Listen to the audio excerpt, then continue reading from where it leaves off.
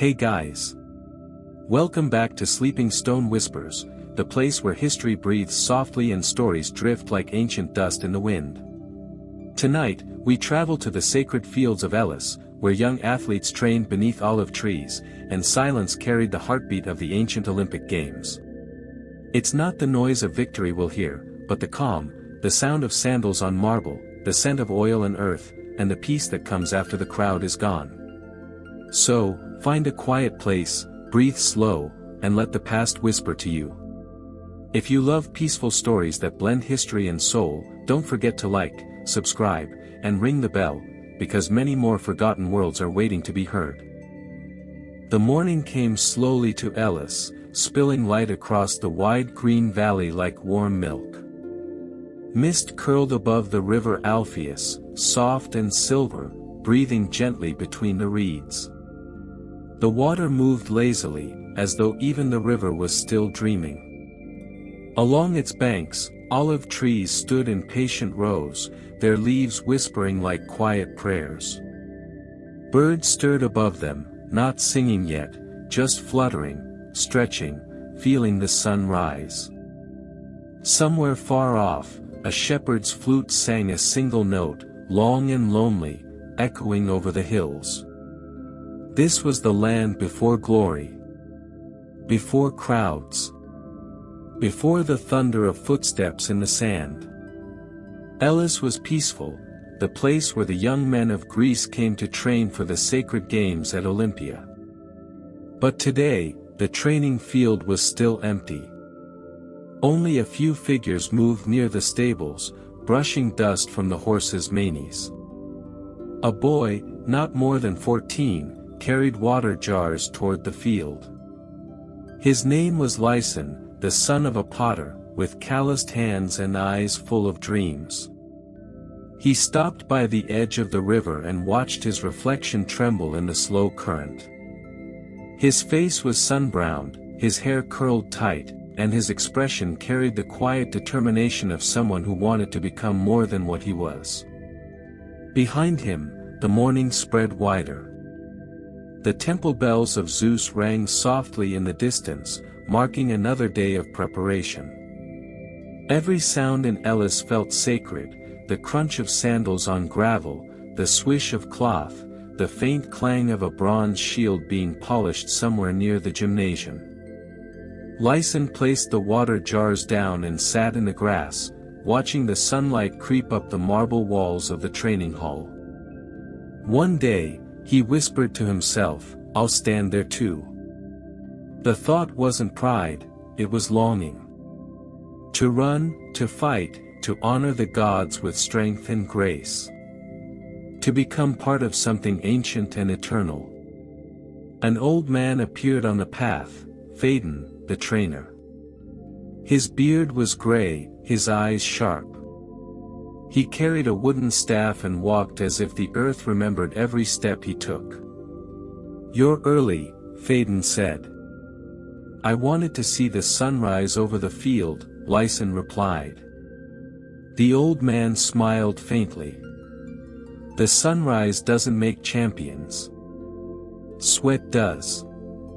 "I know," said the boy, "but the sun makes me believe I could be one." Phaedon chuckled softly. "Then perhaps belief is where it begins." They stood together for a while, watching the sky turn from pale gold to blue. The fields of Elis woke slowly, a dozen young men running laps in the sand, their bodies oiled and gleaming, their laughter mixing with the rhythm of training. To anyone else, it might look ordinary. But to Lyson, it was a sacred sight, a promise. Every drop of sweat was an offering. Every breath, a prayer to the gods who watched from Olympus.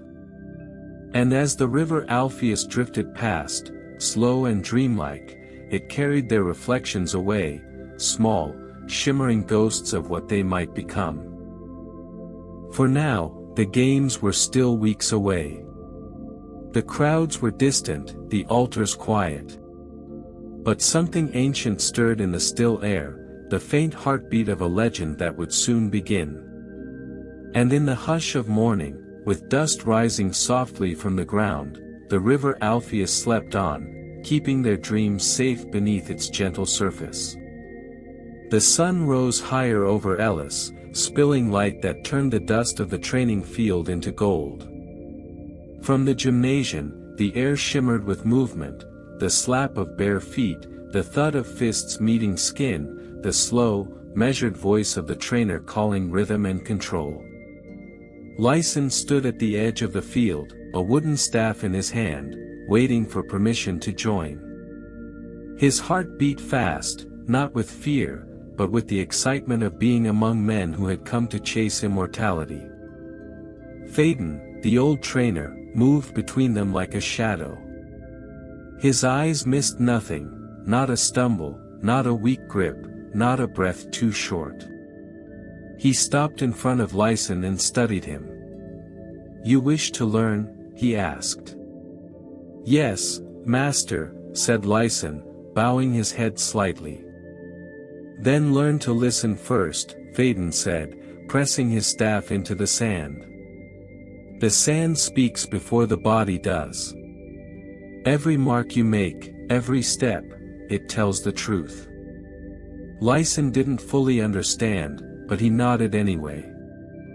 Phaedon motioned for him to walk barefoot into the training circle.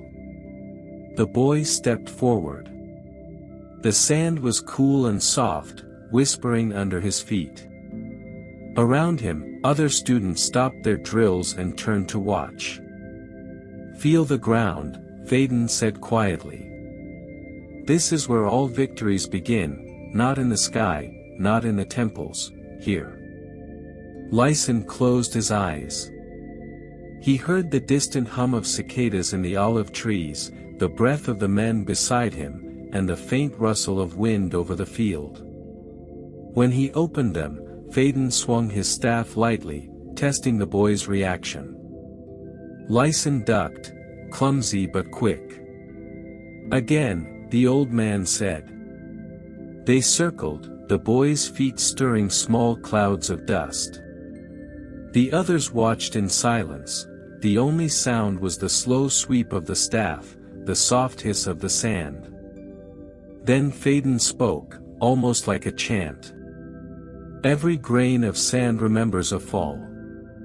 Every echo here is a voice of someone who once stood where you stand. Listen to them, Lyson. Let them teach you." The boy's chest rose and fell. Sweat mixed with dust on his arms. He didn't feel tired, he felt awake. As though the whispers of forgotten athletes were indeed around him, guiding, watching, testing. Suddenly, Phaedon thrust the staff toward him again, faster this time. Lyson caught it with both hands, twisting his body instinctively. The crowd of trainees gasped. The move was raw, unrefined, but real. Phaedon smiled faintly. "The sand spoke for you." A warm breeze passed over the field. The others returned to their exercises, but Lyson stayed, staring at the marks in the dirt where he had moved. He could almost hear faint murmurs in the silence, the ghosts of long-gone champions whispering approval. Later, when the sun dipped low and shadows stretched long across the valley, the training ended. The men oiled their bodies and washed in the river. The air smelled of olive oil, earth, and bronze. Lyson sat by the edge of the water, his body sore, his heart steady. He thought of what the old man said, that the sand remembers. He looked down at his hands, now streaked with dust and effort, and whispered. "Then let it remember me too." The river shimmered softly in response, carrying away the echoes of another day's training, the voices of men, the sound of sandals, the heartbeat of ancient Greece. Above them, the temple bells called once more, and the valley of Elis folded itself into evening calm. The voices in the sand grew quiet, waiting for tomorrow. Evening came to Elis like a slow exhale. The light thinned into gold, the olive trees casting long, blue shadows across the training fields. The air carried the mixed scent of dust and wild thyme. From the hills beyond the river, the low hum of cicadas rose and fell like the ocean. Lyson walked alone through the path that led back to his village. His legs ached, his shoulders burned, yet his heart felt light, like something inside him had begun to awaken. The day's lesson still echoed in his mind: the sand remembers, the ground speaks, listen before you move. The path wound through olive groves that his family had tended for generations. His father, Menon, was waiting under the largest tree, shaping a lump of clay with strong, brown hands. A potter's wheel turned slowly beside him, and the faint smell of wet earth filled the air. "You're late," Menon said without looking up. "I stayed to help clean the training field," Lyson replied. Menon smiled faintly. Helping, or dreaming? Lyson hesitated, then sat beside him. Both. His father looked at him now, a quiet, understanding gaze. "Dreams are good, as long as you don't let them steal your hunger." "They don't," Lyson said quickly. "They feed it." Menon stopped shaping the clay and wiped his hands. "Your mother once dreamed of seeing Olympia," he said softly. "But life kept her here, among these trees. Maybe that's how it is for us, we keep the fires burning while others chase the gods." Lyson lowered his eyes. "Maybe. But someone has to light those fires on the mountain too." Menon studied him for a long moment, then laughed quietly, a deep, kind sound that carried in the dusk. "Then perhaps you're the spark, my son."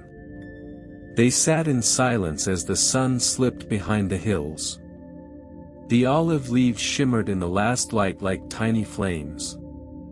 Far away, temple bells marked the evening offering to Zeus.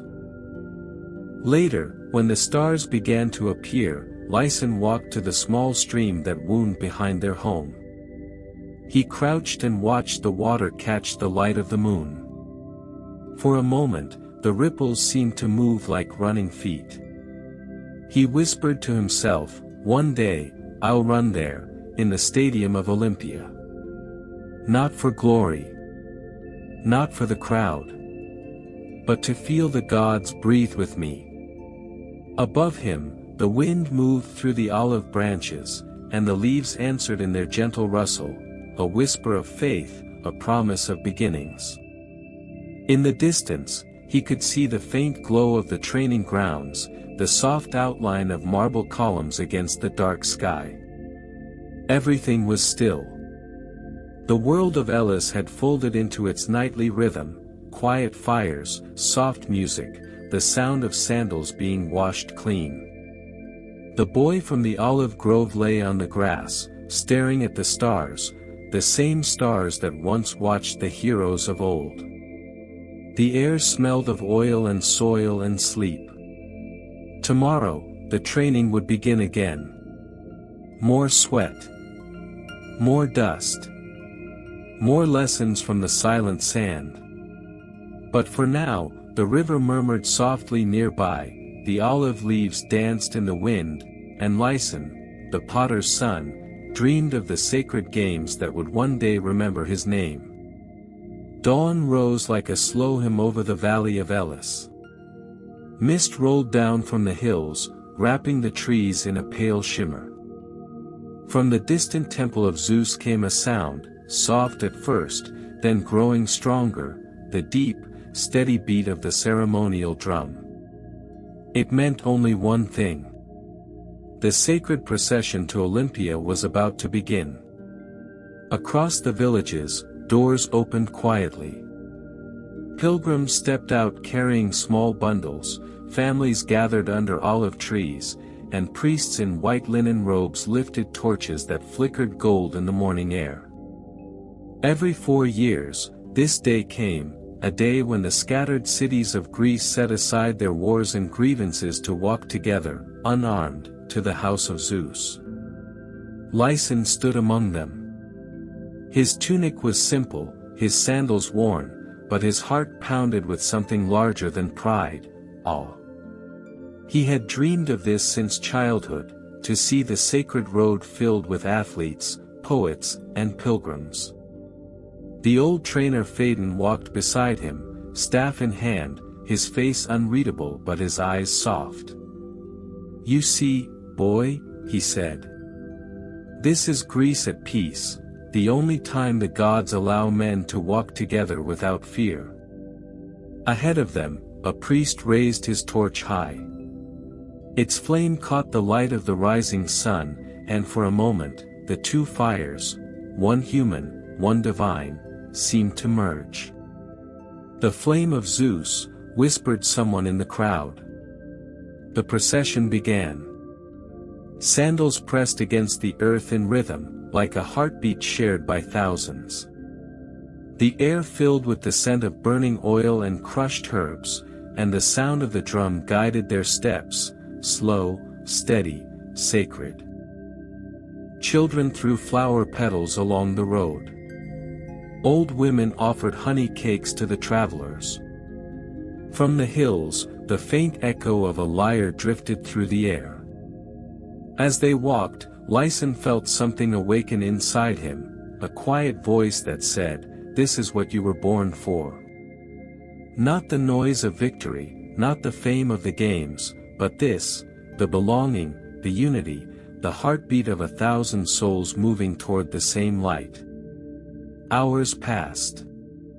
The sun climbed higher, and the white stones of the road gleamed. When they reached the boundary of Elis, a small shrine stood beside the path. The high priest stopped the procession, raised both hands, and said in a voice that carried across the valley, "From this moment, all anger sleeps. No weapon shall be drawn.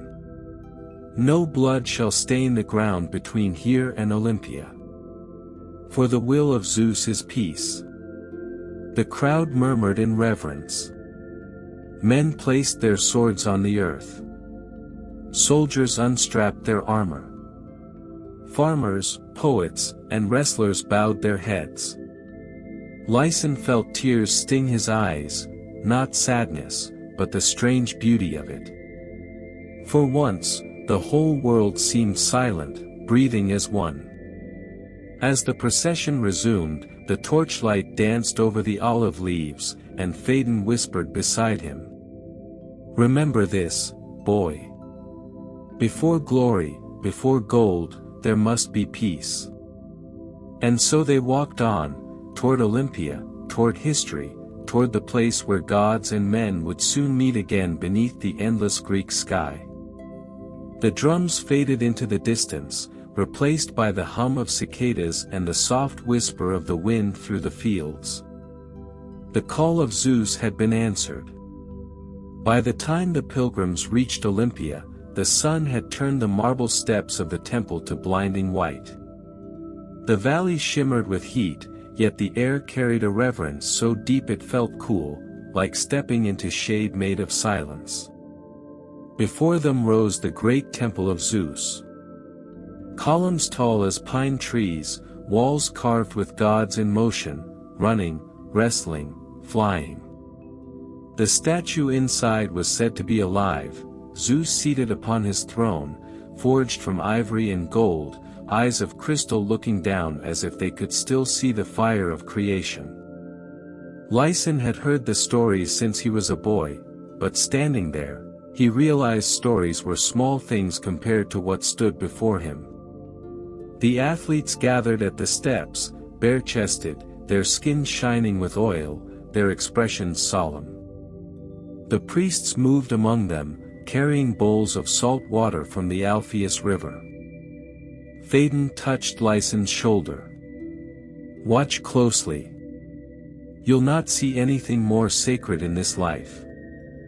A voice echoed across the courtyard, deep, commanding, older than memory. The high priest spoke. Before Zeus, who sees all and forgets none, you will swear your oaths. You will not cheat. You will not strike unjustly. You will not dishonor the sacred truce. The games are not for gold or favor, but for the spirit.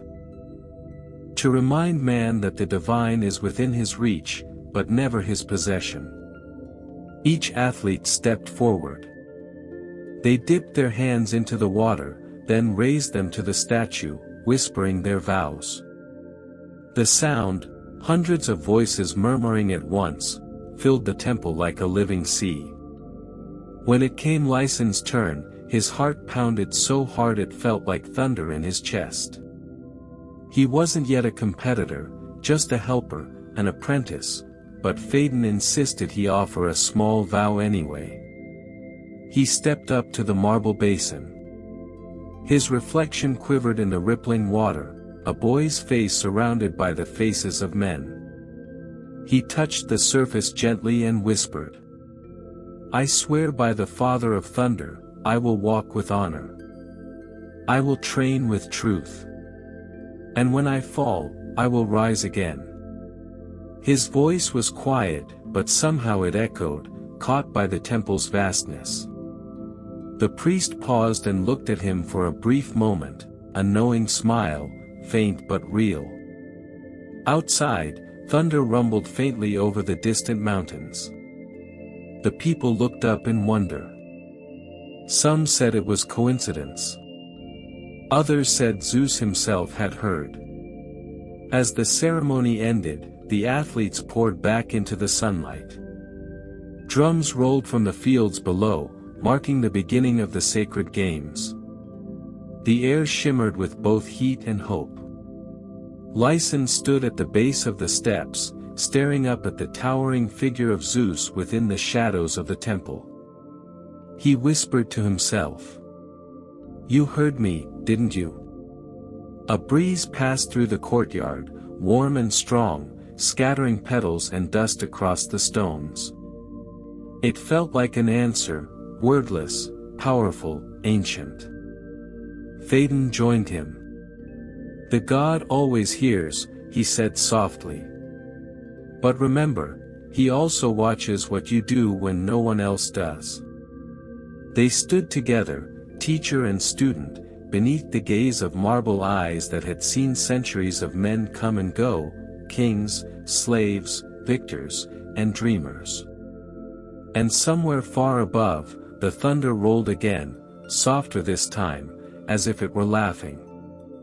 The oaths had been spoken. The air itself now waited, still and bright, for the first cry of competition. The morning after the oath felt different. The air was sharp, awake, charged with quiet energy. Mist still clung to the edges of the stadium as the first light of dawn slid over the marble stands. Every breath seemed to tremble with anticipation. Lyson stood among the other apprentices near the edge of the long, narrow track, the stadium. The ground was smooth, packed sand, traced by faint footprints from generations past. It looked like nothing more than a stretch of earth. But to those who had come to run upon it, it was sacred, a path between man and God. Phaedon's voice cut through the hush. "Remember," he said to his group of trainees, "this is not about speed alone. It is about harmony, the breath, the ground, the will." He gestured to the runners assembling at the start line. "These men have trained for years. Watch their bodies, but more than that, listen to their silence." Lyson watched as the athletes oiled their legs and feet, murmuring short prayers. The sun climbed higher, turning their skin to bronze and shadow. The crowd on the hillside fell quiet as a priest raised his hand, signaling the start. There was no loud call, no blast of sound, only the sweep of the priest's arm through the air. And they ran. The first stride was a whisper. Then another. Then a rhythm, smooth and powerful, dozens of bodies moving as one living wave. The sand hissed beneath their feet, the sound soft but fierce. Lyson felt it in his chest, the heartbeat of the earth answering their motion. He leaned forward unconsciously, as though his own body wanted to follow. Beside him, Phaedon spoke low. The road of runners begins in the body but ends in the soul. To run is to remember what the gods once made us, creatures of dust and wind. The race ended quickly. The first runner crossed the line, his chest rising and falling like a bellows, his face calm, not triumphant, but peaceful. The others followed, collapsing in laughter and breathless joy. The crowd applauded softly, almost reverently. There were no coins tossed, no shouting. Only the sound of sandals shuffling, and the murmured praises of those who knew how sacred such effort truly was. Lyson looked at the track again, its surface marked by new footprints. "I want to be there someday," he whispered. "You will," Phaedon said. "But not yet. You must first learn to run without chasing. Run because your heart must move, not because you wish to win." Lyson nodded slowly, letting the words settle like dust after motion. Around him, the athletes continued to train, stretching, sprinting, falling, rising again. Each movement looked both human and divine, like small prayers written in muscle and breath. Later that evening, when the sun began to sink behind the hills, Lyson walked alone on the now empty track. The sand was cool beneath his feet. He knelt and pressed his palm to the ground. "Someday," he whispered to the earth, "I will leave my mark here too." The wind stirred gently, brushing against his face, the faintest echo of running feet, fading into twilight. Above, the first stars appeared, soft and steady. The stadium slept again, but in its silence lay the pulse of something eternal, the rhythm of effort, devotion, and dreams. The midday sun lay heavy on Olympia. The olive trees shimmered, their leaves flickering like small coins in the heat. From the open courtyard of the gymnasium came the slow rhythm of bodies moving, pushing, twisting, grappling in the golden dust. Lyson stood at the edge of the circle, watching two men wrestle. Their bodies were carved in motion, muscles tight, skin shining with oil, their faces calm, not angry. It was not violence. It was precision, a dialogue of strength. Phaedon's voice drifted over the sounds of struggle. "Wrestling," he said, "is the art of balance. You do not fight your opponent, you listen to him. Every movement he makes tells you what he fears, what he hides." He pointed at the wrestlers. "See how the larger man presses too hard. He forgets that the earth can betray the heavy. And the smaller one, he bends, he yields, and so, the gods favor him." As if on cue, the smaller wrestler shifted, used his opponent's momentum, and brought him to the ground with a soundless, perfect sweep. The crowd exhaled in admiration. Phaedon smiled. Force is nothing without grace. When the session ended, Lyson approached the older wrestler, a quiet man named Theon, whose body bore scars like faint rivers on marble. "How do you stay calm?" Lyson asked him. Theon looked at him with kind eyes. "Because anger blinds the rhythm," he said. "And rhythm is everything." He picked up a handful of sand, letting it run slowly through his fingers. "See? Even the earth moves with rhythm. You must too." Lyson trained under Theon that afternoon. The ground was hot, and sweat stung his eyes, but he felt something shift inside him, not strength, but awareness. He began to sense the weight of his body, the pull of the air, the patience of stillness before motion. When he stumbled, Thean would say gently, "Too fast. Let your shadow move first, then follow it." As the sun sank low, their shadows stretched long across the field, merging into one. The dust sparkled like gold in the fading light. That night, Lyson lay awake in the small barack near the training grounds. The sounds of the day, the grunts, the breaths, the scrape of skin on sand, echoed in his mind. He understood now that the games were not about domination. They were about balance, between power and peace, will and surrender. He whispered to himself, as if to the stars outside. The body is a prayer, and every movement is a word. The night wind passed through the open window, cool and soft. Somewhere in the distance, a lyre played, slow, steady, timeless. The boy closed his eyes, and in his dreams, his shadow moved ahead of him, calm and patient, waiting for him to catch up. Morning came gently over Olympia, soft light spilling across the colonnades, touching the stone like warm breath. The air smelled faintly of olives and wet earth. From the gymnasium, a quiet hum rose, like bees in a grove. The athletes were gathering, each with a small bronze flask, a arabalos, filled with olive oil. They moved in silence, each lost in ritual. Some stood near the marble basins, washing away the sleep and dust of yesterday. Others knelt in sunlight, rubbing oil into their arms, shoulders, and chests until their skin gleamed like polished wood. Lyson followed Thean's guidance carefully. Thean dipped 2 fingers into the oil and said softly, "This is not for shine or vanity, boy. The oil reminds you that your skin is alive. It protects you, yes, but more than that, it honors the vessel that holds your spirit."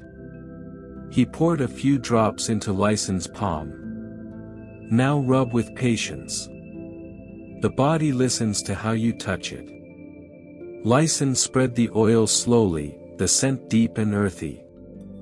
Thean nodded, then sprinkled fine dust over the boy's arms. To grip the world, you must not be too smooth. Balance again, between slipperiness and hold.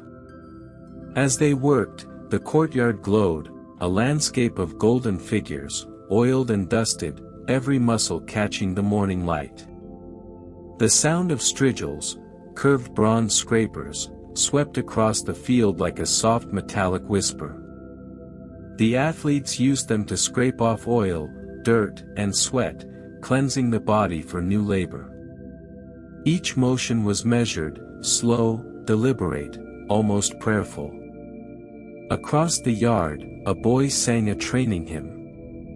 "Blessed are the hands that labor, and the dust that keeps them steady.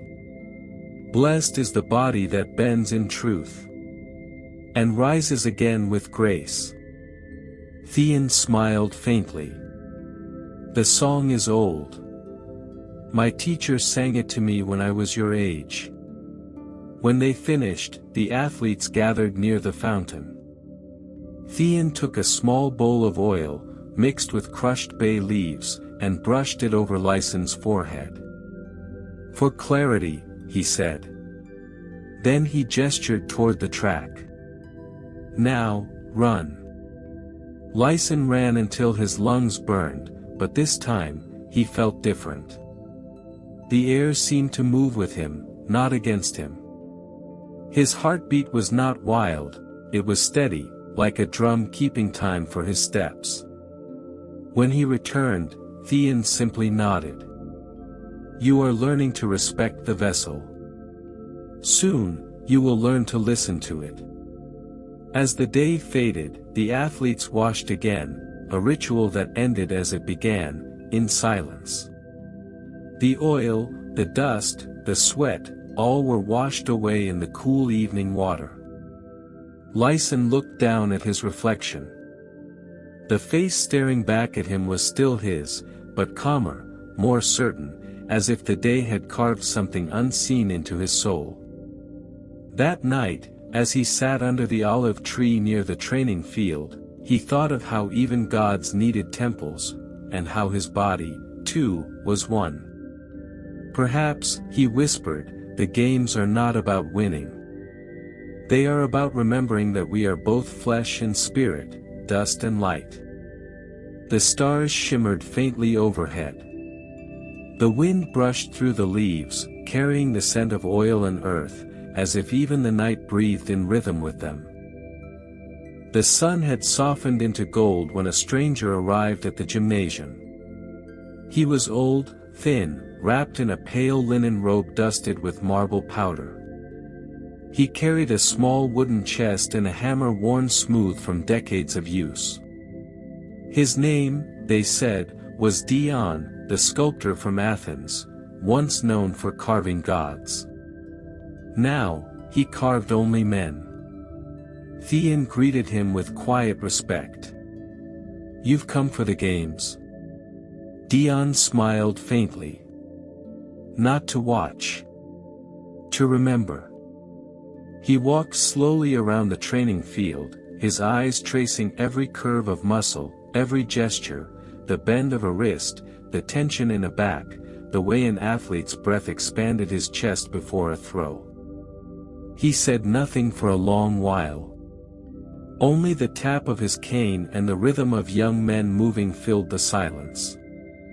At last, he spoke softly to Theon, the body is the truest poem, if you know how to read it. Theon nodded. We teach them that every motion carries meaning. Dion smiled. And I preserve that meaning in stone, so it will not vanish with time. He opened his chest, revealing small sculpting tools, chisels, rasps, brushes, and a lump of white Parian marble. From this, he said, I will make what is already alive. Lyson watched him work for days. Dion sat beneath the olive trees, his hands steady, his eyes always observing before he struck. Each cut was delicate, almost reverent, like he was afraid to disturb something divine inside the stone. Sometimes he would pause, look up at the athletes, and whisper, hold that stillness. That breath. That moment before strength becomes motion. Lyson once asked, why not carve them in action, throwing, running, wrestling? Dion smiled, tapping the marble gently. Because motion lives in stillness. The best art does not shout. It waits, quietly, and still moves you. One evening, as the sun sank behind the hills, Dion uncovered his finished piece. It was a young athlete, not triumphant, not straining, but standing calmly, one hand at his side, eyes lowered in humble grace. Theon touched the marble shoulder and whispered, he looks alive. Dion shook his head. No. He is more than alive. He is balance, between body and spirit. Between dust and dream. Lyson stepped closer. The statue's face was eerily familiar, not exactly his own, but almost. Dion caught his gaze and said, every statue is a mirror, boy. It shows what you might become if you learn to see yourself clearly. That night, as torches flickered across the courtyard, Dion packed his tools. He would leave before dawn, traveling toward Delphi. But his work remained, gleaming in the moonlight, casting long, perfect shadows. The athletes passed by it silently, their footsteps soft on the marble floor. None dared speak. It felt like a temple had appeared, not of stone, but of effort and devotion. Lyson touched the statue once before bed. The marble was cool beneath his fingertips. He whispered, "You do not move, yet I feel you breathing." The moonlight rested upon the statue's face, and for a fleeting moment, it seemed to exhale. And so, in the quiet heart of Olympia, the Greeks' deepest belief lived on. That beauty was not in victory, but in harmony. Not in shouting, but in silence.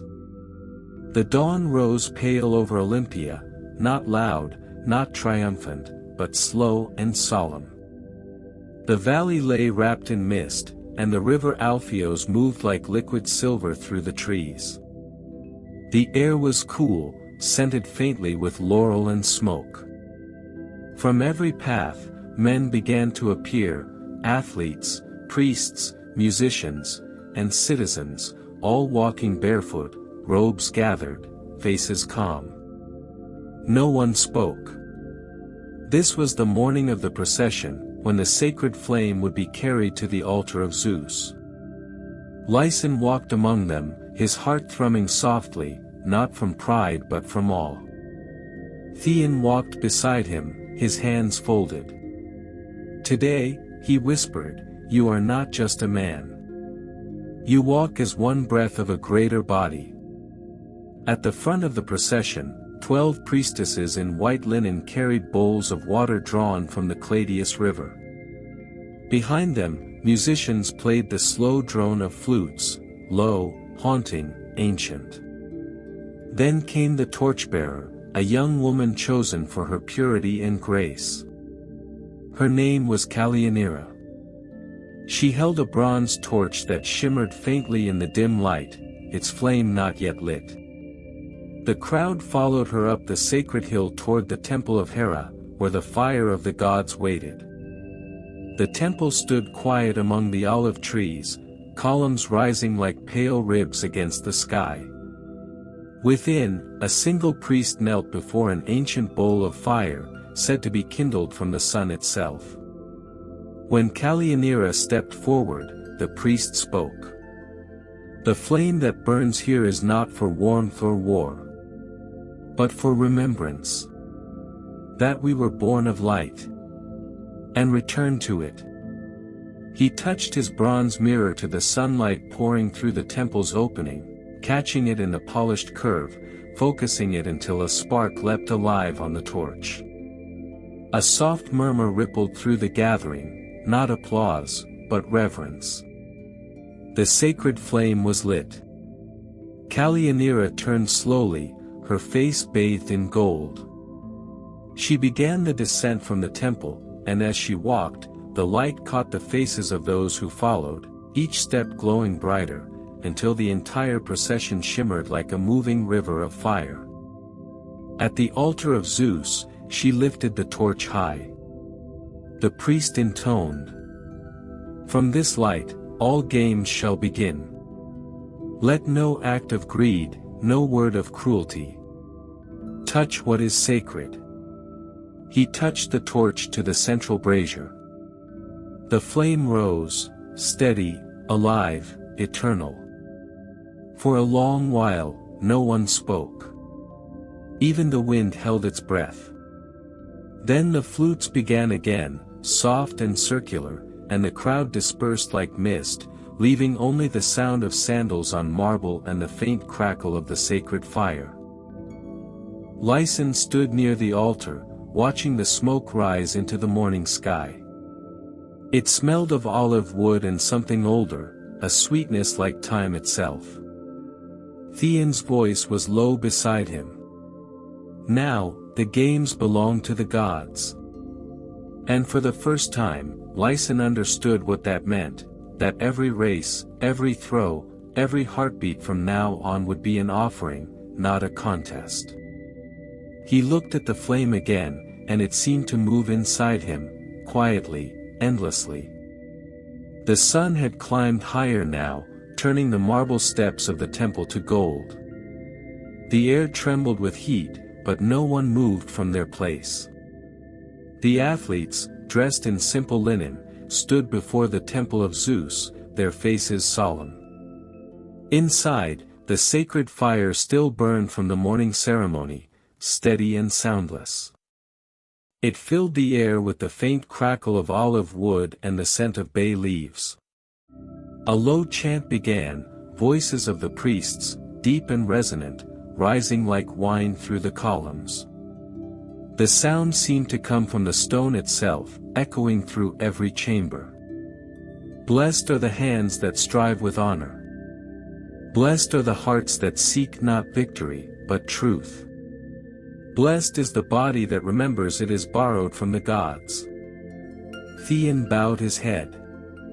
Lyson followed, feeling the weight of centuries pressing softly upon him, not heavy, but vast. From the shadows of the temple, the high priest emerged. His robe was the color of sand, his beard white as salt. His name was Aristian, keeper of oaths and guardian of the flame. He carried a small bowl of water and a sprig of laurel. As he passed each athlete, he dipped the leaves into the bowl and touched them to their foreheads. "The gods see you," he said quietly. "They ask not that you win, but that you do not deceive." When he reached Lyson, he paused for a moment longer than the others. "You are young," he said, studying the boy's eyes. "But your gaze does not wander. Keep it that way." Lyson nodded, unsure what to say. The water dripped cool against his skin. The priest continued down the line, touching each head, each heart. Then, from the far side of the courtyard, a group of attendants entered, carrying small bowls of barley, honey, and wine. The offerings for the gods. Aristian lifted his hands, and the chanting fell silent. "These games are not of men alone," he said. "Before sweat, before strength, there is offering. We give to the gods what we are made of, grain, for our flesh, honey, for our soul, and wine, for our fire." He poured the mixture into a bronze basin near the sacred flame. The smoke rose, sweet, golden, spiraling into the still air. The athletes repeated the ancient words after him, voices blending like one breath. "As we give, so may we be given. As we strive, so may we remember." When it ended, silence returned. Only the sound of cicadas filled the space between the columns. Theon turned to Lyson and whispered, "The oath is done. From this moment, every act you take carries the eyes of the gods." Lyson looked again at the flame. It danced softly, as if alive, its light moving across the polished stone like a living thing. He thought of Theon's words, of Dion's statue, of the dust on his skin and the oil on his hands, all threads of the same tapestry. He whispered to himself. The gods are not watching from above. They are here, in the breath, in the rhythm, in the waiting. A breeze passed through the courtyard, and the sacred flame flickered once, like a pulse. It was as if the gods had heard. The morning air shimmered with heat. The sacred fire burned steadily, its smoke rising like a thin thread toward the blue. Around it, Olympia waited, silent, vast, expectant. The athletes stood at the edge of the stadium, the long sand track cut into the valley's slope. Thousands had gathered along its sides, citizens, travelers, merchants, poets. Yet, no one spoke. It was not yet time. Even the birds had quieted, as if the whole world was holding its breath. At the far end of the field, the high priest Aristian stood on the marble platform. In his hand gleamed a silver trumpet, long and narrow, its surface catching the sunlight in flashes of white fire. He looked to the altar of Zeus. The sacred flame still burned. Then he turned to the gathered athletes, young, strong, silent, their faces bright with oil, dust, and devotion. He raised the trumpet to his lips. For a heartbeat, nothing moved. Then, a single note split the silence. It was not loud, but pure, a sound that shimmered like light through stone. It carried through the air, over the valley, across the temples, through the olive groves, until even the hills seemed to echo it back. The crowd exhaled, a soft ripple like wind across grass. Lyson felt the sound inside his chest, not as noise, but as vibration. It was the sound of beginnings. Of breath becoming movement. Theon's hand rested lightly on his shoulder. That, he whispered, is the sound of time opening. The trumpet blew again, and a second priest stepped forward, carrying a small clay jar. From it, he poured a few drops of olive oil onto the sand at the starting line. The earth is fed, he said. Now let man move upon it.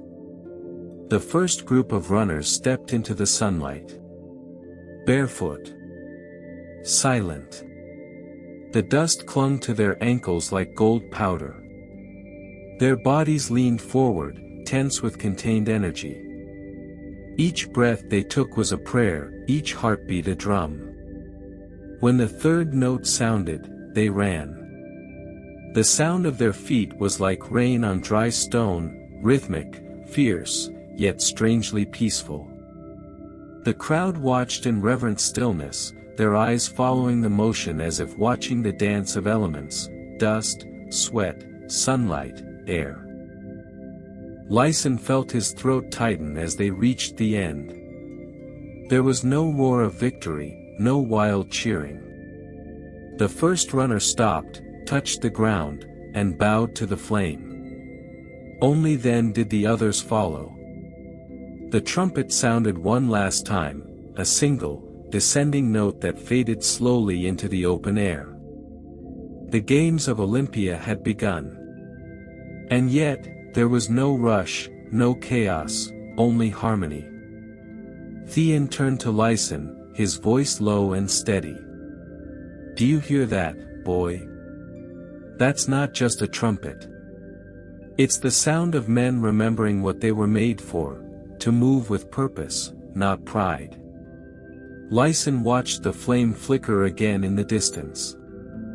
The same light that had been lit at dawn now burned brighter, reflected in the sweat of every runner, in the dust that rose around their feet, in the eyes of those who watched. He whispered softly. The gods have begun their game through us. The wind shifted, carrying the faint smell of laurel and earth, and far away, the trumpet's echo lingered, like the heartbeat of a world awakening. The morning sun stood high, and the stadium glowed like a path carved from gold. The scent of crushed olives drifted on the wind, mingled with sweat and the faint tang of metal. The stands shimmered with quiet excitement, not loud cheers, but the hum of thousands breathing in unison. Lyson stood at the edge of the track. His bare feet pressed into warm sand. His heart beat slow, not fast, heavy and deliberate, like a drum in the distance. Theon placed a steady hand on his shoulder. Listen, he said. Not to the crowd. Not to your pulse. Listen to the earth beneath you, it remembers every runner before you. Lyson knelt at the starting line. His fingers brushed the sand, cool beneath the surface. He looked up toward the end of the track, so far, yet so clear in the sunlight. A voice called out, deep, ceremonial. Men of Greece, you run not for glory, but for harmony. When you reach the end, touch the earth, and remember who lent you strength. The trumpet rose once more, that familiar sound of ancient air through bronze, pure, sacred, endless. Lyson's muscles tensed. The world fell still. Then the sound came, sharp, alive, and they ran. The first few steps were chaos, dust leaping, breath colliding, arms cutting the air. But soon, the rhythm came. Lyson felt the world blur around him, the cheers, the heat, even the sunlight, fading into one pure sensation, motion. His breath deepened. His feet struck the ground in harmony. He no longer ran on the earth, he ran with it. To his left, a taller runner surged ahead, his body like a shadow slicing through light. For a moment, fear flickered, that small, human voice whispering you're not enough. Then Lyson remembered Theon's words, your only rival is your shadow. He breathed in, deeper than before. And something shifted. The runner beside him blurred, no longer an enemy, but a reflection. Lyson's legs burned, his chest ached, but his mind was silent. He was no longer chasing victory, he was chasing stillness within motion. When he reached the end, he touched the ground and bowed his head, just as the first runners had. The sand was hot beneath his palm, but it felt alive, humming faintly, like the heartbeat of the world. He stayed kneeling even as others rose. When he looked up, Theon stood waiting by the edge of the track. No applause. No grand gesture. Just a nod, quiet, proud. You ran with balance, Theon said softly. That is worth more than gold. As Lyson walked off the track, his legs trembling, he realized something strange, the world seemed slower now. The sound of footsteps, of breath, even the flicker of flame, all moved in rhythm. He whispered to himself. Perhaps the gods do not test us to see who wins. Perhaps they run beside us, to remind us we can move at all. The breeze passed through the olive trees, and somewhere far away, the trumpet sounded again, not as a signal, but as a memory. The morning came with a light so pale it seemed the sun itself was hesitant to rise. The valley of Olympia was still wrapped in a soft mist that clung to the columns and the olive groves like breath held too long.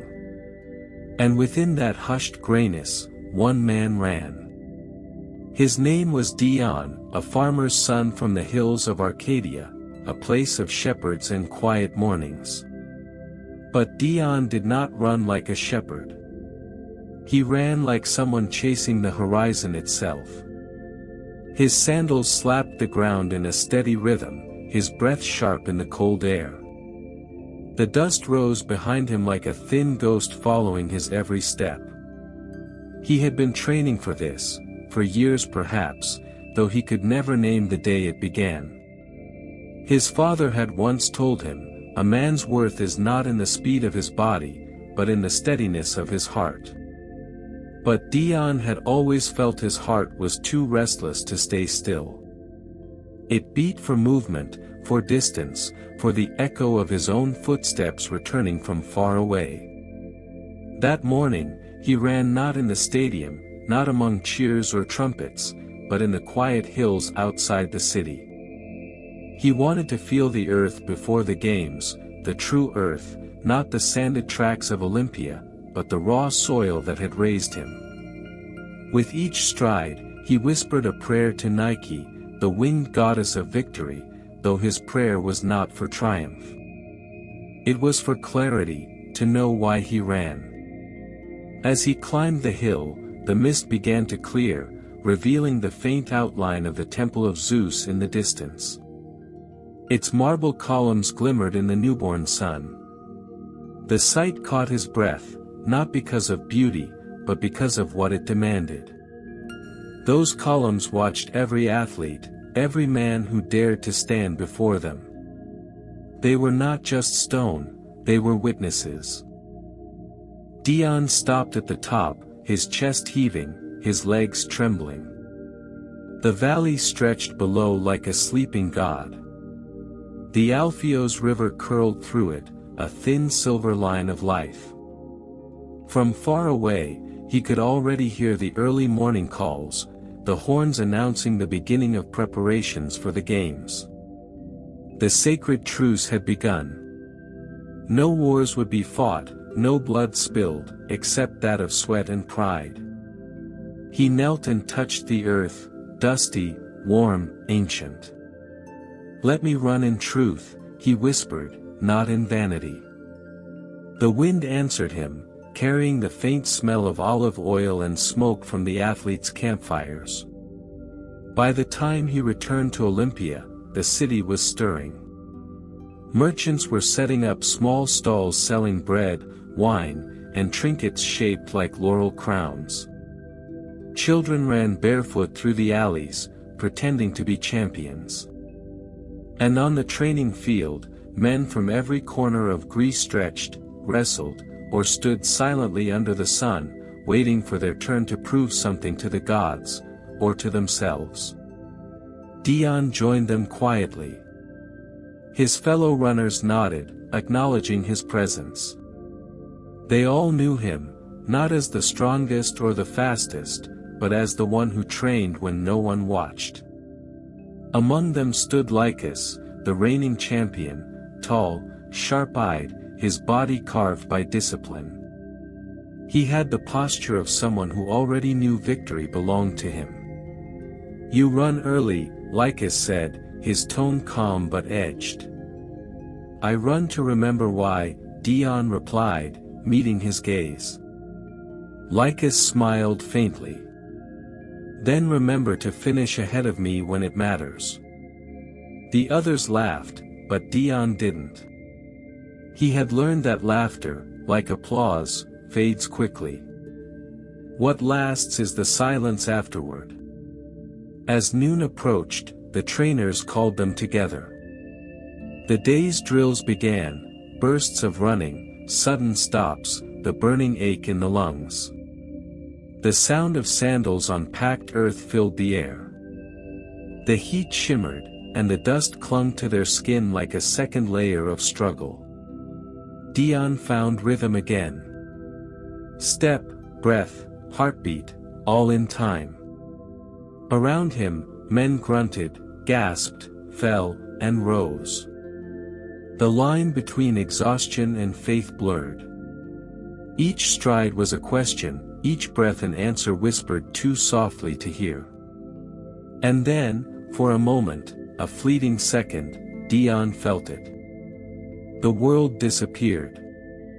The noise, the sweat, the pain, all gone. There was only motion. He wasn't running on the earth anymore. He was running with it. The stadium faded, replaced by endless sky and sunlight. He felt as though he could run forever, through time, through memory, through the breath of gods long gone. But when he stopped, he realized his knees were bleeding. The dust had turned red beneath him. Lycus was watching. "You run like you're being chased," Lycus said. "Maybe I am," Dion murmured, looking at the blood on his hands. "By what?" "By the man I could be, if I don't stop." That night, the athletes sat around the fire. No one spoke much. The flames flickered against the marble walls, casting long, shifting shadows, as if the spirits of past champions watched them.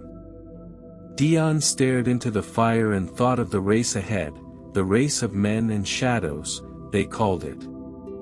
The one that tested not just speed, but the endurance of the soul. And as the fire crackled, he finally understood why he was here. Not to win. Not to be remembered. But to meet the shadow that ran beside him, and see if he could outrun it. The day of the race dawned like the first breath of a god, hot, still, and humming with unseen power. The air in Olympia shimmered above the sand, and even the olive trees seemed to stand in reverence. The stadium, built of marble and memory, filled slowly as thousands gathered, men, women, children, soldiers, and merchants, all drawn by the same heartbeat of anticipation. For once, even the birds grew quiet. Dion stood among the runners, bare-chested, his skin glistening with olive oil. His heart thudded in his chest like a slow drumbeat calling him forward. Around him, the other athletes whispered small prayers, to Zeus, to Nike, to their ancestors. But Dion prayed to no one now. His faith was in the dust beneath his feet and the breath within his lungs. At the edge of the track, the herald raised his hand, signaling for silence. "Men of Greece," his voice boomed. "You stand before the gods, equal in dust and spirit. Run not only for glory but for the truth that moves within you." A hush fell. Then the line was drawn in the sand. Dion took his position. His body bent forward slightly, muscles tight as bowstrings. Beside him stood Lycus, calm, confident, his eyes fixed on the horizon as though the finish line had already bowed to him. The herald's hand dropped. The horn sounded. And the race began. The world exploded into motion. Sand kicked into the air as the runners surged forward, sandals striking the earth in perfect rhythm. The crowd roared, but Dion heard nothing, only his heartbeat, pounding louder than the cheers. Lycus took the lead immediately, his stride long and powerful, his form almost too perfect to be human. But Dion didn't chase him, not yet. He ran his own race. The sun pressed down like a hand of fire. The track blurred under the heat, and sweat burned his eyes. He focused on the sound of his breath, steady, alive. One by one, the weaker runners began to fall behind. The field thinned, and only the strongest remained. By the halfway mark, Dion could see Lycus just ahead, the distance between them small but heavy. The champion moved like a shadow of the wind. Dion could feel his own body beginning to tremble, pain creeping into his thighs, lungs scraping for air. But somewhere inside the ache, something began to awaken, that same quiet he had felt before, that moment where motion became meaning. He whispered to himself. Not for victory. For truth. Then he pushed harder. The crowd's noise faded again, swallowed by the wind. Dion's feet barely touched the ground now. He could see Lycus glance back, surprise flickering in his eyes. Dion was closing in. Their shadows merged for a heartbeat, two forms moving as one. The finish line shimmered ahead like a mirage. Dion's chest screamed for air, but he didn't slow. He thought of his father's words, of the soil in Arcadia, of the fire that had burned in the night. And then, silence. Dion crossed the line. He didn't know who won. He didn't look. He simply fell to his knees, hands pressed into the sand, breath ragged. The crowd erupted, but it was distant, unreal. For Dion, the true race was over. He had met his shadow, and neither had lost. When the roar of the crowd finally faded, only dust remained, drifting through the sunlight like ghostly gold. The race was over. The earth, churned by 100 feet, smelled of sweat and smoke. And on that sacred ground, the men who had run now stood or knelt in silence, each one listening for something only the heart could hear. Dion was still on his knees. His lungs burned, his vision blurred. Sweat dripped down his arms, mixing with the fine sand until his skin looked carved from clay. For a long while, he didn't move. The cheers of victory felt far away, like the sound of waves crashing on a distant shore. Then a hand reached down. It was Lycus, the champion, or perhaps the former champion. His expression was unreadable, the proud gleam in his eyes softened into something older, quieter. "You ran well," he said, his voice rough with exhaustion. Dion looked up, still gasping for breath. "Did I win?" Lycus smiled faintly. "Does it matter?" The question hung in the air between them. For a moment, neither man spoke. The sun climbed higher, casting their twin shadows long across the sand, one dark, one pale, both trembling. Finally, the herald's voice broke through the silence. "By the will of Zeus and the eyes of witnesses, the victor of the Stadian race, Dion of Arcadia." The crowd erupted once more. Trumpets blared, olive wreaths were lifted, and a chant rose from the stands, a sound that could shake marble. Dion felt the noise pour over him like heat. Hands pulled him to his feet, clapping his shoulders, shouting his name. Someone draped a cloak around him, another offered wine. Yet, amid the celebration, Dion's gaze drifted back to Lycus, who stood at the edge of the arena, silent as stone. Their eyes met for a heartbeat. Lycus nodded once, not in defeat, but in understanding. Then he turned and walked away. That evening, as the sun bled into the western hills, Dion sat alone beneath an olive tree. The laurel crown rested in his lap. It smelled faintly of earth and oil, humble, almost sacred. The games had ended for the day, but the air still trembled with their echo. From the temples, priests sang hymns of praise to Zeus, and torches flickered along the sacred road.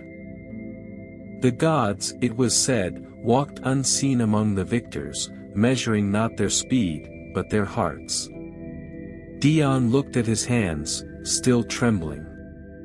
He thought of his father's voice, "A man's worth is not in his speed, but in the steadiness of his heart." He finally understood. The race had not been about glory or gold or even remembrance. It had been a mirror, one that showed him both the light and shadow within himself.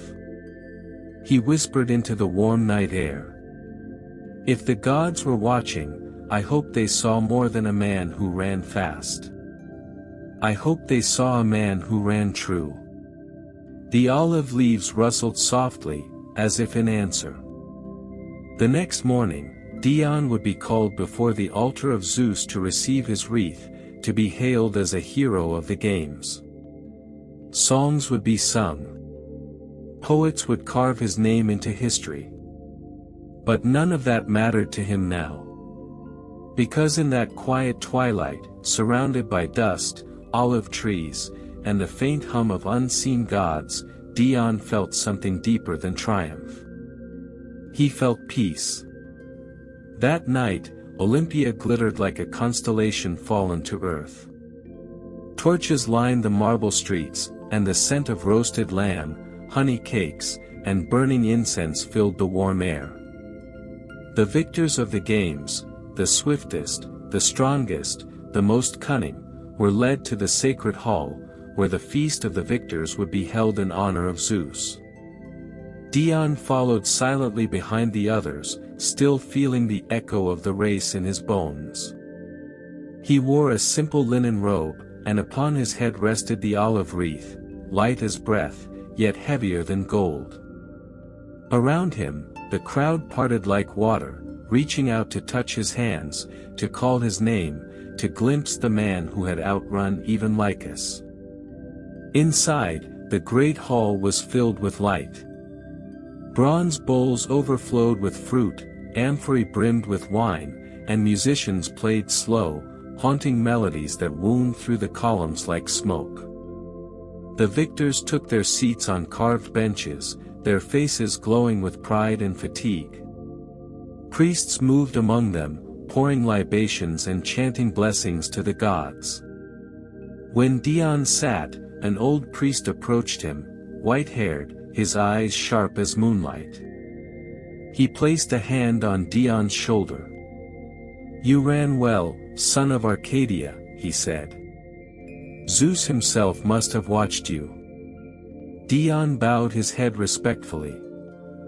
"If the gods were watching," he murmured, "then I hope they saw more than speed." The priest smiled softly. "They saw a man who ran with purpose. That is rarer than victory." As the night deepened, laughter and songs filled the air. Wine loosened tongues, and the hall swayed with joy. Yet Dion's heart stayed quiet. He listened but did not join the boasting of champions or the toasts to glory. Across the room, he caught a glimpse of Lycus, seated among the guests, his expression calm and distant. Their eyes met once more, and in that silent moment, Dion felt no rivalry, only respect. When the feast ended, and the torches burned low, Dion stepped outside. The night was cool, the stars bright above the dark hills. He looked toward the temple of Zeus, its shadow stretching long and solemn. He whispered, "Let my feet rest, but not my spirit." Somewhere in the distance, thunder rumbled softly, not as warning, but as applause. The gods, it seemed, had heard. The feast had long ended. The fires dimmed, and the laughter faded into the hush of sleeping Olympia. Only the cicadas kept rhythm in the night, their gentle song weaving through olive trees and empty courtyards. Dion walked alone beneath the stars, the laurel wreath still resting upon his brow. The stadium lay quiet now, a hollow cradle of dust and memory. He paused at its edge, listening to the silence that followed victory. It was heavier than he expected. The cheers that had lifted him hours ago were gone, leaving behind only the sound of his own breath. For the first time, Dion wondered if victory was ever meant to belong to mortals at all. Then, from the shadows of the colonnade, a voice spoke. "You run as though chased by ghosts, Dion of Arcadia." He turned. A woman stood beneath the moonlight, wrapped in a dark robe that shimmered faintly like wet stone. Her hair was bound in silver threads, her face calm and ageless. She carried a small lamp, and its flame flickered golden against her eyes. "Who are you?" Dion asked. "I am a priestess of Delphi," she said softly. "I was sent to watch the games, to listen to the will of the gods among men. And tonight, they whispered your name." Dion lowered his gaze. "If they whispered it, then perhaps they mistook me for someone greater." The priestess smiled faintly. "You misunderstand. The gods do not measure greatness as mortals do. You ran not for glory, but to know yourself, and that is what they honor." She stepped closer, the scent of olive oil and smoke surrounding her. "You saw your shadow, did you not? The one that ran beside you?" Dion hesitated. "Yes. I felt it, as if another self was racing with me." "That was no illusion," she said. "Every man carries his shadow, the weight of fear, pride, and forgotten truth. Few dare to face it. Fewer still dare to race it. You did both." Her words settled like warm ash in his chest. For the first time since his victory, Dion felt something beyond exhaustion, a strange, serene understanding. The priestess lifted her lamp higher, casting soft light across the sand where he had fallen during the race. "The gods saw you rise," she whispered.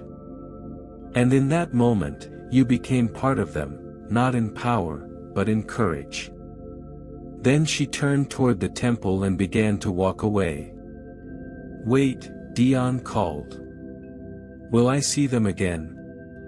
The gods?" She didn't turn back. Her voice floated through the darkness like a fading prayer. "Whenever you run toward truth, Dion, they will run with you." And as her lamp disappeared into the night, the first light of dawn touched the valley. The dust of the stadium glowed like gold. For the first time, Dion smiled, not as a victor, but as a man who finally understood why he ran. The games ended as suddenly as they had begun. Within a day, the crowds thinned, the banners came down, and the sacred valley of Olympia returned to its stillness, as though the earth itself had exhaled. The sand on the track lay undisturbed again, and the faint smell of olive oil and sweat drifted like memory through the air. Dion stood beneath the same olive tree where he had prayed before the race. The wreath upon his brow had already begun to dry, its green fading into gold. Victory, he thought, withers quickly, but what it leaves behind might last longer. Travelers were already leaving, their carts creaking down the dusty road toward Corinth and Sparta, their laughter fading with distance. Only the poets remained, thin, wandering men with ink-stained fingers and faraway eyes. They had come not for sport, but for stories. One of them, a gray-haired bard named Philostratus, approached Dion that morning. His robe was tattered, his lyre scratched, but his gaze burned with quiet fire. "You are the runner they call Dion of Arcadia?" he asked. "I am," Dion said simply. "I watched your race," Philostratus replied. "And what I saw was not a contest, but a revelation. You ran like a man who carried something sacred, not in your hands, but in your heart." Dion smiled faintly. "I ran because I needed to. The gods may have watched, but I did not run for them. That, the poet said, is why they watched." He sat beside Dion under the tree, tuning his lyre. "Tell me," he said, "what did you feel when the race ended?" Dion thought for a long time before answering. "I felt silence, not victory, not pride, just silence. Like standing at the edge of the world and realizing you were never alone." The poet nodded, as if he had expected that. "Then I shall make the silence sing." For days, the poets lingered in Olympia, writing verses that would travel farther than any runner's stride. They sang of dust rising like incense, of feet that beat time with the heart of the earth, of a man who met his shadow and did not fall. And so, the legend began, whispered first in taverns, then in temples, then carved into marble. Dion of Arcadia, the mortal who ran not to win, but to understand. He never called himself a hero, but the poets did. And their songs, light as wind, enduring as stone, carried his name into eternity. Weeks passed, and Olympia began to fade back into its quiet rhythm, priests sweeping temple steps, olive leaves falling like time itself, and the faint hum of bees among the groves. Yet, even as silence returned to the sacred valley, Dion's name lingered, not as a sound, but as a presence. Artisans and sculptors began to arrive from distant cities, from Athens, Corinth, and Rhodes, drawn by the story the poets had begun to tell. They came not to witness his race, but to capture it, to carve the moment into eternity. One morning, Dion was summoned to the workshop near the temple.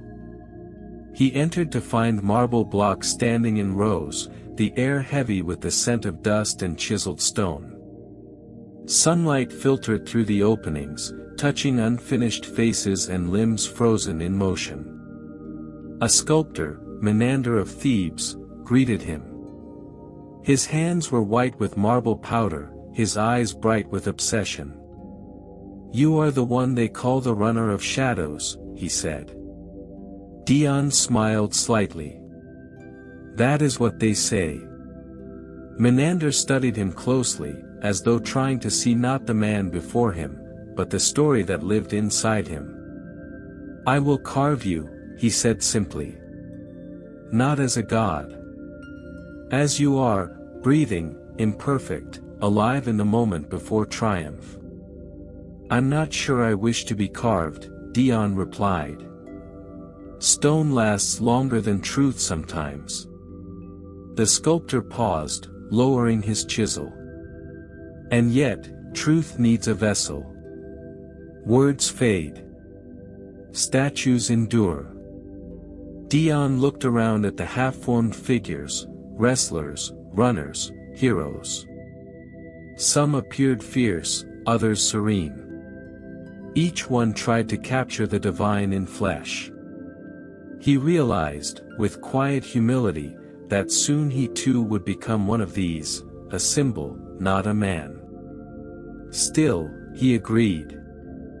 For days, Menander worked, chiseling with slow reverence.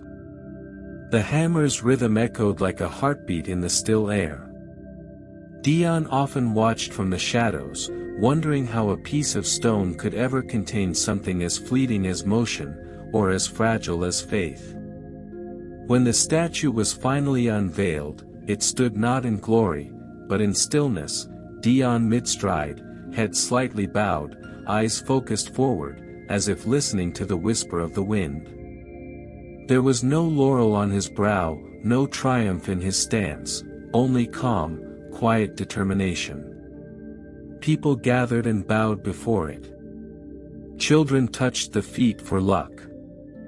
Priests blessed it. And Dion, standing unseen among them, felt something stir inside him, not pride, but peace. He whispered, "May the stone remember what I cannot hold." And the statue, bathed in sunlight, seemed almost to breathe. Days turned into months, and the world began to move beyond the games. New victors rose, new songs were sung, but the statue of Dion stood unmoving, gleaming beneath the sun, a quiet sentinel among the olive trees. Pilgrims and travelers came from far cities to gaze upon it. They whispered of courage, humility, and the gods who once walked among men. But for Dion, life after glory was something else, something quieter, heavier, almost invisible. He no longer trained on the field. His body, once sharpened by endless movement, began to soften. He spent his mornings walking through the groves, greeting priests and children who bowed before him as though he were a myth already. At first, he smiled politely. Then, as days passed, he stopped correcting them. Perhaps, he thought, myths are simply truths that learn to survive. Still, sometimes at dusk, he would return to the stadium, empty now, except for the whisper of wind through the colonnades. The tracks were overgrown with wild grass, and the air smelled faintly of rain and dust. He would stand at the line where his race had begun and press his hand into the earth. There, in the quiet, he often spoke softly to himself, or perhaps to the gods. "You made me a memory," he said one evening. But memory cannot run.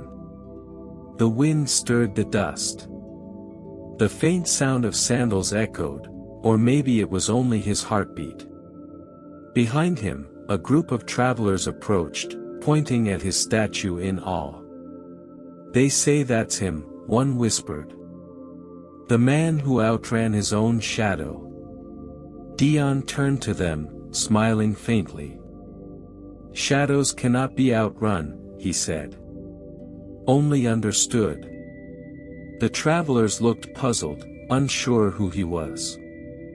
To them, he was just another wanderer, a simple man speaking in riddles. They thanked him politely and walked on. When they were gone, Dion looked again at his statue. The sculpted eyes stared ahead, calm and eternal. He felt a strange comfort in that stillness, the kind that only comes when one accepts that stories, not flesh, endure. He whispered, "If the gods wish to remember, let them remember the dust, not the crown." As twilight deepened, he walked away from the stadium. The air was cool, and a crescent moon rose above the temple. Behind him, the statue caught the moonlight, and for an instant, just an instant, it seemed to move, as though the stone itself had taken a breath. But then, all was silent again. And so, the runner who once raced the wind became what all men eventually become, a whisper carved in stone. The road to Arcadia curved through mountains and meadows, alive with the hum of bees and the perfume of pine. Dion walked alone, the dust of distant lands clinging to his sandals, his cloak faded by years of sun and wind. The olive groves of his homeland shimmered in the distance like a dream rediscovered. He had been gone long enough for his name to become a story, one told to children before sleep, to inspire courage in those who feared the unknown. In every market and temple, they whispered of the boy who outran shadows, the man whose heart beat faster than the gods could count. But myths grow in the telling, and by the time Dion reached the city gates, he was more legend than man. The guards at the gate did not recognize him.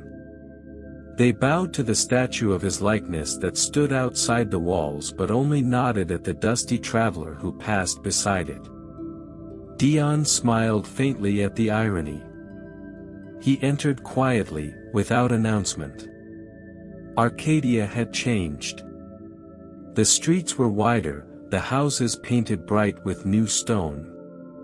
Children ran past carrying wooden toys shaped like runners. In the marketplace, a bard sang beneath a fig tree. He raced the wind. He beat the gods. His name forever sung. Dion, child of fire and earth. The fastest under sun.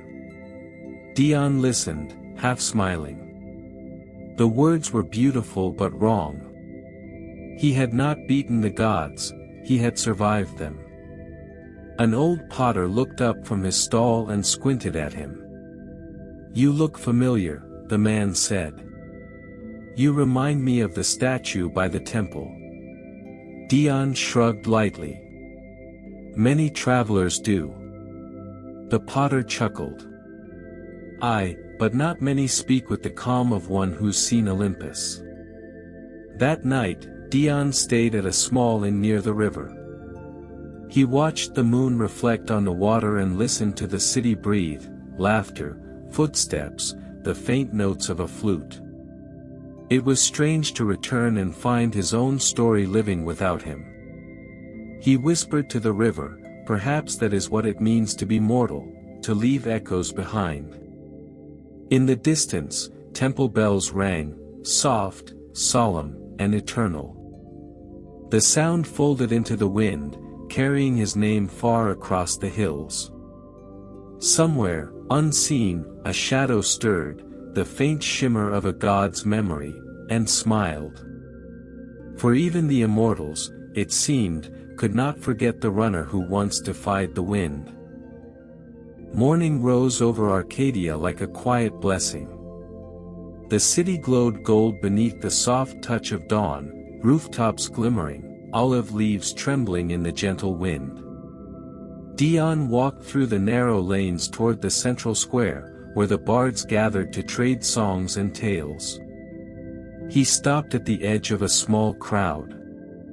A boy stood on a low stone platform, barely 17, his voice clear as temple bells. His name was Lysander, a young bard in training whose eyes burned with the bright fire of dreams.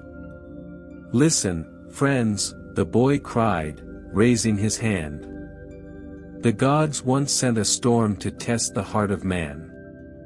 From the mountains came Dion, the swift one, who outran lightning and wrestled time itself.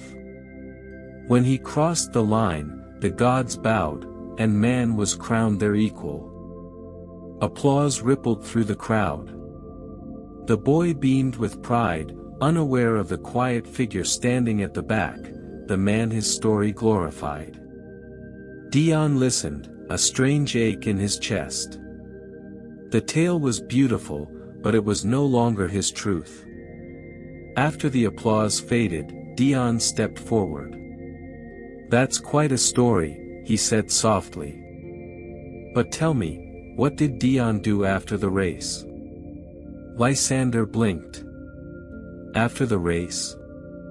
He was honored by the gods, I think. The poets say he became one of them." Dion smiled faintly. "And what if he didn't want to be a god? What if he only wanted to run, not for glory, but for peace?" The boy tilted his head, confused but intrigued. "Who are you to ask that?" "Just a traveler," Dion replied. "One who's run far enough to know that no victory is worth losing your soul." Lysander stared at him for a long moment, then whispered, "You sound like him." Dion said nothing.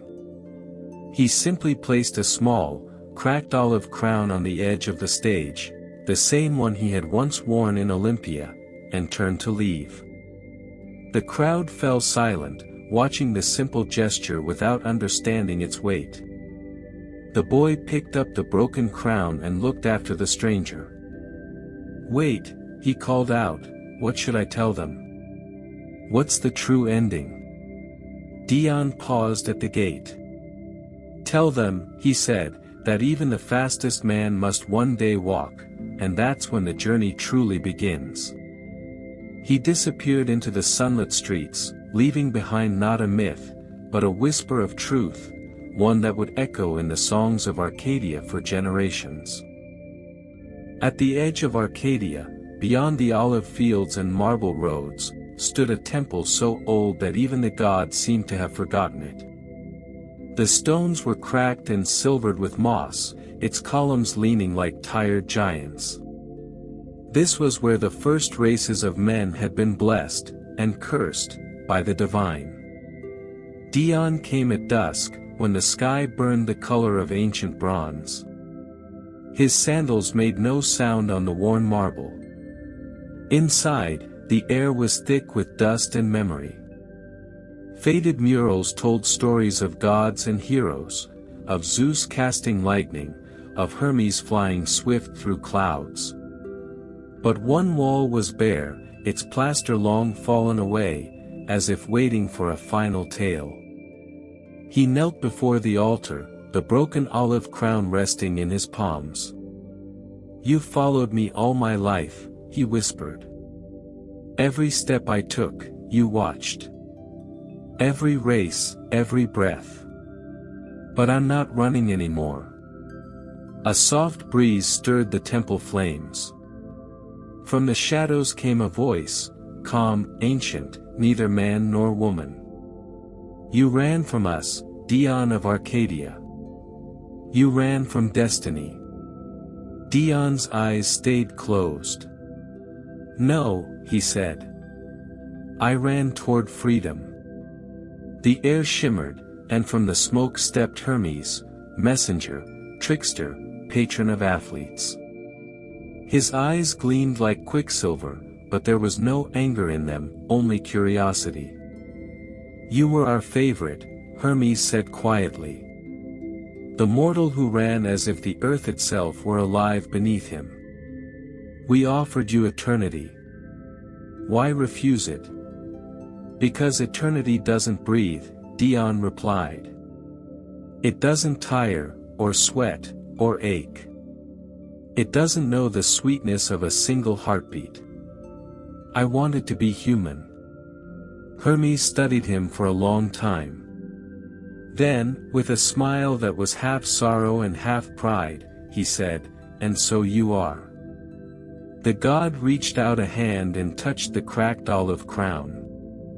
It glowed faintly, then dimmed, no longer divine, but still beautiful in its imperfection. "Go, mortal," Hermes said. "Your story will fade, but your truth will not. The gods envy the hearts that beat only once." As the voice faded, Dion rose. Outside, the stars began to appear, countless and bright, like eyes watching kindly from above. He placed the crown upon the altar and whispered, "Let it stay here, not as a trophy, but as a promise." Then he turned toward the road that led down into the valley, where laughter and music awaited.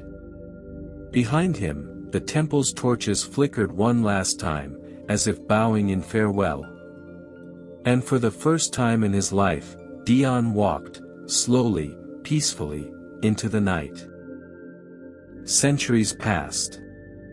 The marble of Olympia turned to dust, its columns broken, its arenas silent.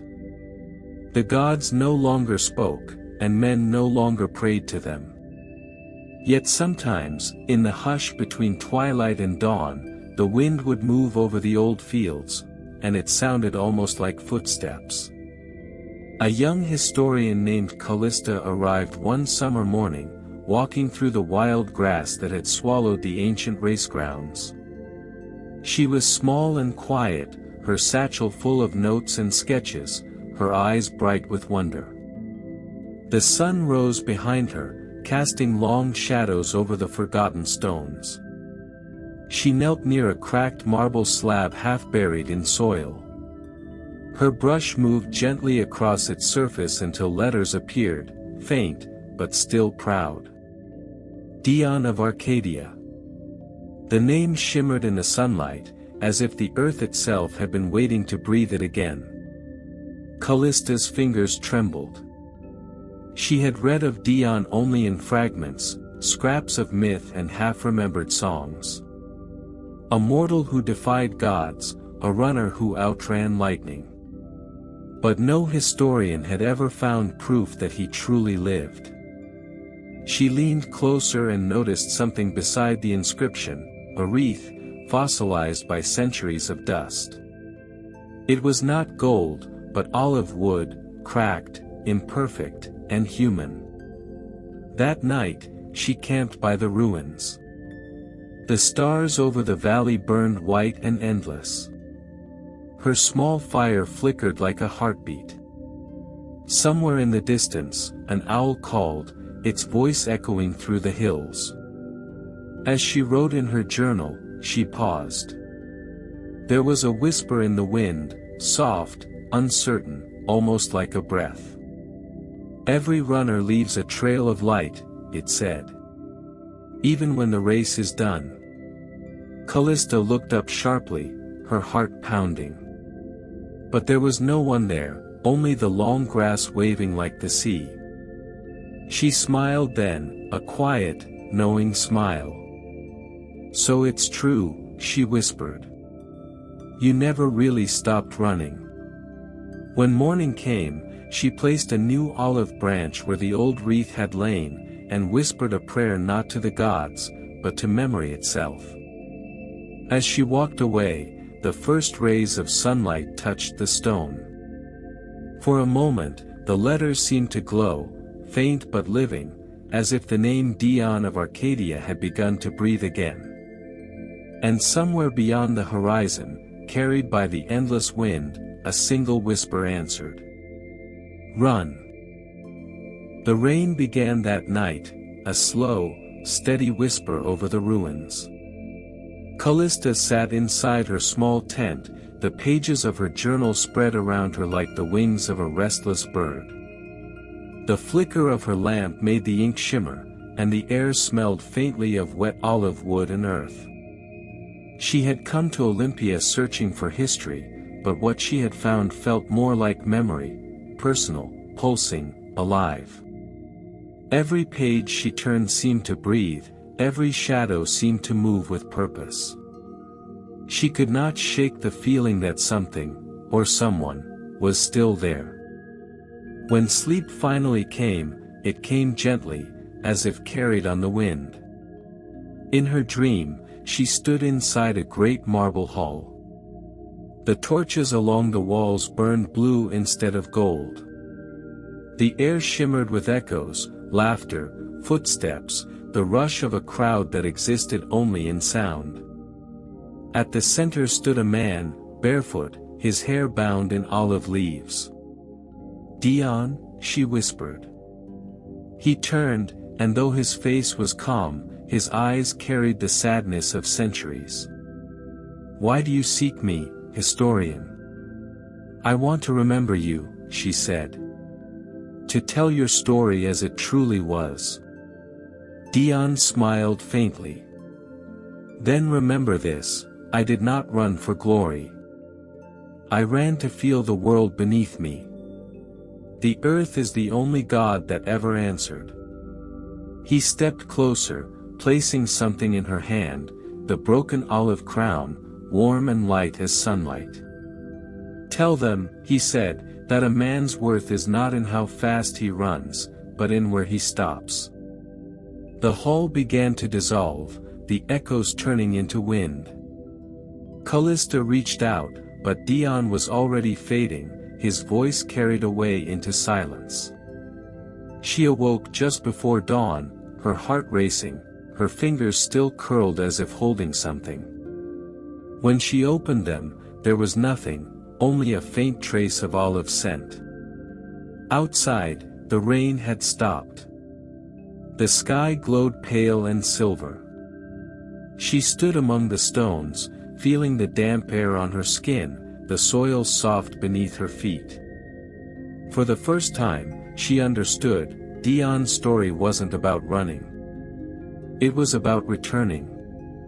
And in that moment, as the sun rose over the ruins, Callista made a promise, she would finish the tale he could not.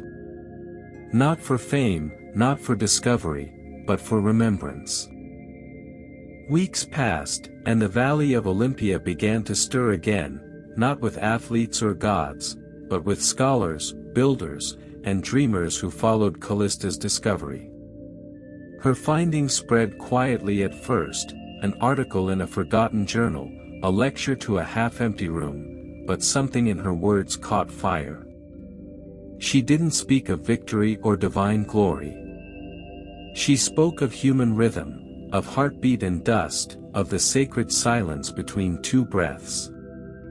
People listened, because in her calm voice was the echo of something they'd all forgotten, that greatness could be gentle. By the next summer, a small crowd gathered at the site. Volunteers cleared the wild grass, polished the stones, and rebuilt the old track as best they could. No grand sponsors, no television lights, just the sound of tools, laughter, and wind moving through olive trees. Callista stood at the edge, watching as a group of children lined up barefoot on the new sand. They waited for her signal, no medals, no records, just a simple run in the morning light. She raised her hand. "Run," she said softly. They ran, uneven, joyful, stumbling at times, but the air around them shimmered with something ageless.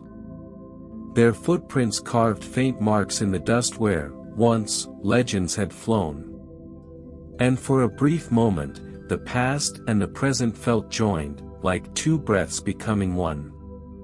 When the run ended, the youngest child, a boy with dark curls and dirt on his knees, asked, "Who are we running for?" Callista smiled. "For everyone who ever forgot what it feels like to be alive." That evening, as the last light faded behind the hills, she lit a small bronze bowl filled with olive oil. The flame burned steady and low, not bright enough to blind, but warm enough to remember. She whispered into the glow. "For Dion, who ran toward freedom. For those who follow the wind. For every mortal who carries the last flame." The fire flickered once, twice, and then steadied, as if answering. From far away, in the shifting dusk, it almost sounded like footsteps, soft, rhythmic, eternal. And though the gods were silent, the earth itself seemed to breathe again. The new Olympia never became a grand city. It was not gilded in marble or crowded with kings. It was quiet, just open fields, olive trees, and a humble track carved into the soil where runners came not for victory, but for peace. Callista stayed, tending the small site as its keeper. She swept the dust from the ancient stones every morning, and each evening she lit the little bronze bowl, keeping Dion's flame alive. Travelers came from far places, students, pilgrims, wanderers, drawn not by competition, but by something they couldn't name. Sometimes, they would ask her, "What is this place? A shrine?" And she would smile. No. A memory that never stopped breathing. At dawn, she often walked the track barefoot. The earth beneath her feet was cool and soft, and with each step she felt the rhythm of something deeper, a pulse beneath the soil, steady and strong. It was as though the earth itself remembered every runner who had touched it, every heartbeat pressed into its dust. One morning, as she reached the far turn of the track, a strange calm came over her. The light shimmered gold through the trees, and for a moment she thought she saw them, faint outlines running beside her, men and women from long ago, their forms like smoke, their laughter soft as wind. Among them was Dion, smiling, serene, his olive crown whole once more. He didn't speak, but she understood. The race never ended. It only changed runners. Tears warmed her cheeks as she slowed to a stop. She whispered, "You're still here." And from somewhere beyond sound, the air answered, not in words, but in feeling, always. The sun rose higher, gilding the field. The last flame flickered in its bowl, steady as a heartbeat. Birds sang in the olive trees. Callista looked toward the mountains and thought of all the lives that would come and go, each carrying a spark of the same quiet fire. She realized then, the real immortality wasn't in the gods or their games. It was in the continuance, in the breath of the earth, in footsteps and wind, in the endless rhythm of human striving. She whispered softly into the morning, "Run well, whoever comes next." And as the breeze moved through the valley, it carried the echo of her voice, blending with another, older whisper that had never truly faded. Years flowed by like a gentle river, and still the flame burned in its humble bowl. Word of the quiet place in Arcadia spread far beyond Greece, whispered among poets, monks, and dreamers who spoke of a field where time seemed to pause and the earth still remembered its breath.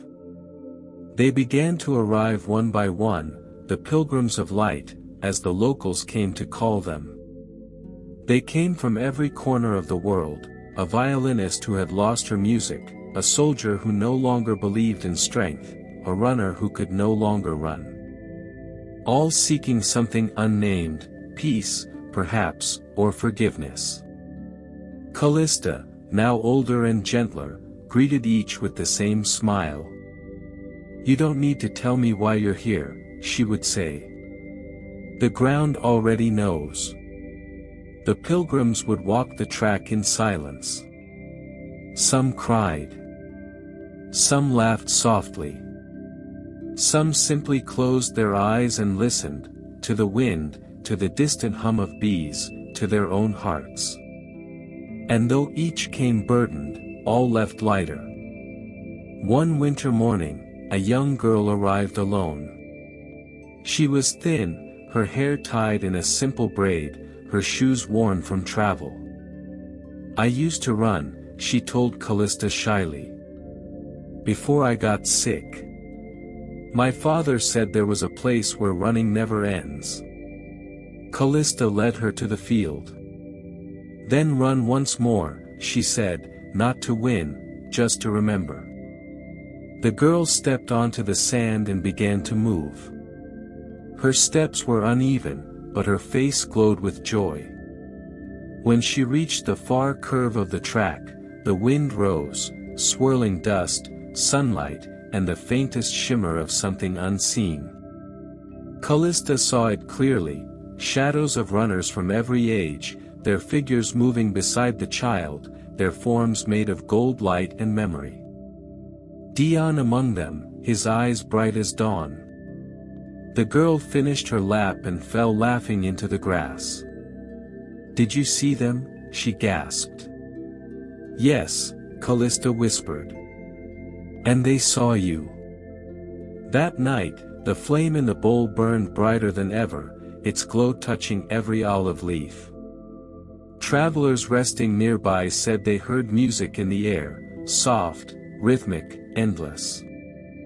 And though Callista's heart was growing tired, she knew then, the race would never fade, because the light had found new bearers. The eternal track had become not a place, but a living promise, carried in the feet of all who sought the quiet truth of motion, of breath, of being. The seasons moved softly through Arcadia. The olive trees grew thicker, their roots wrapping deep into the soil that remembered every footstep, every breath. The track remained the same, a circle carved by devotion, by history, by love. Callista had grown old, her hair now white as the marble dust that blew across the valley. Yet every dawn, she rose to greet the flame. Her hands trembled when she lit it now, but her heart still burned steady, carrying the same warmth that had guided her all those years ago when she first found Dion's name in the earth. One evening, as the sun fell low and the valley filled with golden light, she sat beside the bowl of flame. The air was still, the silence deep, not empty, but full, like a held breath before a song begins. She closed her eyes and whispered, "Dion, are you still running?" For a moment, there was nothing. Then, faintly, the wind stirred, soft, rhythmic, and unmistakable. Footsteps. Dozens. Hundreds. The sound of runners crossing eternity. Her lips curved into a peaceful smile. "Good," she said softly. "Don't stop." The wind rose, carrying with it the scent of olive leaves and dust. The flame before her flickered once, and then split gently, forming two small trails of light that drifted into the air like fireflies. They rose higher and higher, until they merged with the setting sun, the light of the mortal and the eternal becoming one endless horizon. When the pilgrims came the next morning, they found the bowl still burning, though no one had tended it.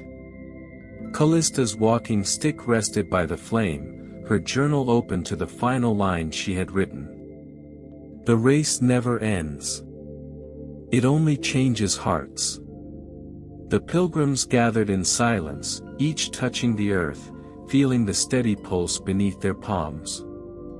The youngest among them, a girl with bright eyes and untamed hair, took the torch, bowed to the horizon, and began to run. The others followed, their shadows long against the morning light. The air shimmered, and for a heartbeat, the valley looked as it once did, full of runners, gods, and mortals alike, all moving together in the rhythm of forever. Far above, in the endless blue, the whisper came again, soft as wind, warm as memory. "Run free, child of earth. The flame is yours now." And the eternal track glowed faintly in the sunlight, alive, breathing, unbroken.